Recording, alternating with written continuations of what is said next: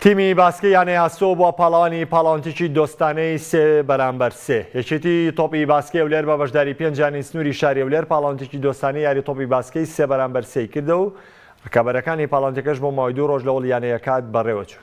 لە دووەم ڕۆژی ڕکابەرەکانی پاڵاوانتەکە قۆناغی چوارگۆشەی زەڕین و یاری کۆتایی بەڕێوە چوو. لە یەکەم یاریداریزانانی ئاسۆ بە بردننوای یاریزانانیەکات بە ئەنجامی 7 خاڵ بەرامبەر بە 13 خاڵ خۆیانگەیاندە یاری کۆتایی. لە دوایەویش ڕاستەوخۆیاری نێوان یانەکانی قەڵاو هێرش ئەنجامدرا کە یاریزانانی قەڵاو 16 خاڵ بەرامبەر 8 خاڵ براوی یاریەکە بوون. دوجار لە یاری کۆتایی پاڵاوانتەکە دوای ڕکابەرێکی بێز یاریزانان یانەی ئاسۆ بە ئەنجامی 20 خاڵ بەرامبەر بە 16 خاڵ لە قەڵای ڕکابەریان بردەوە. یەکەمی پاڵاوانتەکەشیان بۆ خۆیان دەستەبەر کرد. دوای کۆتاییتنی یاری کۆتایی پاڵاوانتەکەش خەڵات بەسەر ناوژیۆنان و یاریزانان و یانەی ئاسۆی خاوەنی پلەی یەکەم و قەڵای خاوەنی پلەی دووەم دابەشکرا.